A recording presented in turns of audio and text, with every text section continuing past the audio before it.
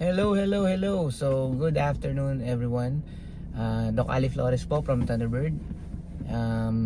Actually, kakatapos lang natin mag-lunch. Medyo dry. Chicken with rice. May gravy naman. Okay din naman siya. But ang aking request na drinks is coffee. Bakit? I have this medication called pregabalin. It's anticonvulsant medication. But it helps alleviate the pain.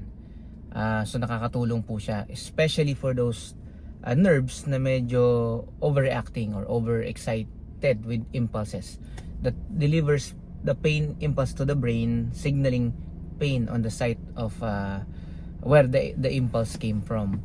So yung pregabalin, ang precaution dito was since it's an anticonvulsant, it's a antidepressant drug. Medyo we have to take it medyo dapat proper ang pag-take nito. So I'm taking it twice a day, one in the morning and one in the evening, and it lasts for 12 to 24 hours effect. But although it's a pain reliever, it should be also be combined with tramadol plus paracetamol, and the other one is Myonal. Myonal is a muscle relaxant. So, kung medyo nagka-problem kayo kagaya ko na paupo, nabugbog yung muscle, so your muscle magkakaroon ng spasm. Masakit po siya, promise. Every now and then nagko-contract siya mag-isa, and that triggers a very painful feeling dun sa bandang likuran ko po. Somewhere in the hip, somewhere in the back. So, yung tatlo pong drug na yon, yung tramadol plus paracetamol plus yung muscle relaxant na Myonal ang brand, and the other one is the pregabalin. Well, they all help alleviate the pain. Meron pa rin.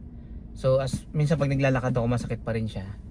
Ang maganda lang ngayon, yung unang-unang time na naupo ako, ang hirap pong tumayo. Actually, yung pagtayo pa lang, yung pag-unat ng bewang, napakasakit. Ngayon, with tamang pagbangon, uupo ka for around 20 seconds or more. You have to feel the weight of your body pressing your hips, and then once you're used to it, I'm counting 1 to 5 or 1 to 6 as I stand up para ma-trigger yung concentration ko na tatayo ako. And parang precautionary rin yun, pang aware sa utak ko na baka masakit. So be careful at saka be prepared. So yun, it's been I think 1 week last Friday, and it's now Thursday, so by tomorrow 2 weeks na po siya. According to my ortho or my Kuyang Jom na nag-recommend ng ortho, spasm usually last for 3 or more than 3 weeks. So minimum 2 weeks, may may konting pagbabago na from the time na nadulas po ako. Ang laki na pong changes kasi nakakalakad ako. I can go to the CR on my own. Dati ang pag-CR ko is struggle talaga siya. Hindi siya ganun kadali. Yun, sinishare ko lang kasi yung mga pain meds, yung mga panghablas, pandikit, it helps kasi malamig sa feeling. Pero yun nga, iba pa rin yung may tinitake kang sa systemic ang effect. Pupunta siya talaga doon sa target na muscle para i-relax and to lessen the pain. So meron ako dati Coxib, pero pinastop yun.